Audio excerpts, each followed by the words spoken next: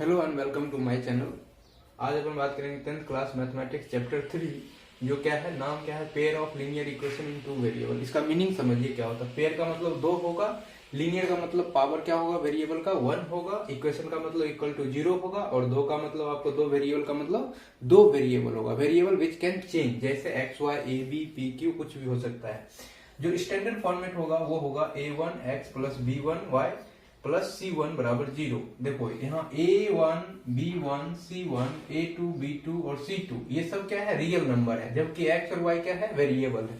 Chapter का नाम ही है टू वेरिएबल में, तो दो वेरिएबल होगा यहाँ। फिर इसको सॉल्व करने का दो तरीका होता है, मोटे मोटे दो तरीका कौन कौन सा होता है, या तो अलजेब्रिक मेथड होगा या फिर ग्राफिकल मेथड होगा। अलजेब्रिक मेथड के अंदर तीन मेथड होगा अलग, है ना।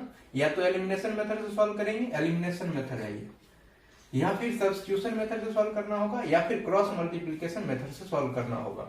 ग्राफिकल मेथड के अंदर सिंपल एक ग्राफ बना देंगे, है ना, उनको सॉल्व करेंगे, जहां पर इंटरसेक्ट करेगा वो उसका सॉल्यूशन होगा।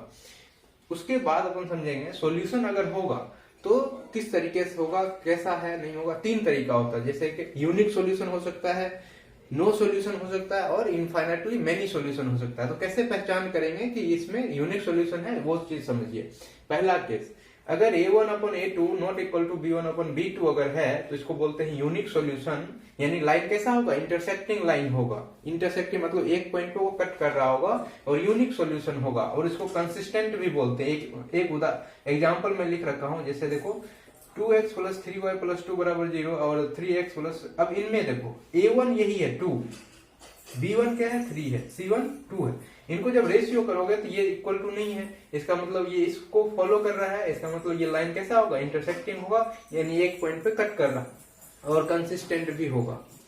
दूसरा जो कंडीशन है वो यहाँ में लिखा हूं, ये एक एग्जांपल लिख रखा हूं। इसको अगर आप रेशियो में रखोगे ना तो ये इस तरीके से आएगा, सब बराबर होगा 1/2, 2/4 और 3/6, सब 1/2 के बराबर है। यानी सब जब बराबर हो जाए तब उसको बोलते हैं इनफाइनाइटली मेनी सॉल्यूशन। और लाइन कैसा होगा, कोइंसिडेंस। कोइंसिडेंट का मतलब ओवरलैपिंग होगा, एक ही लाइन पे दो लाइन ओवरलैप किया हुआ, तो हर एक पॉइंट पे क्या होगा, एक सॉल्यूशन मिलेगा, इसलिए इसमें मेनी सॉल्यूशन होगा। और कैसा, कंसिस्टेंट इसमें भी लिखा जाता है। तीसरा जो लास्ट है उसमें क्या होगा, ये एग्जांपल लिख रखा हूं, इसमें क्या होगा, a1 upon a2 not equal to b1 upon b2 और not equal to c1 upon c2।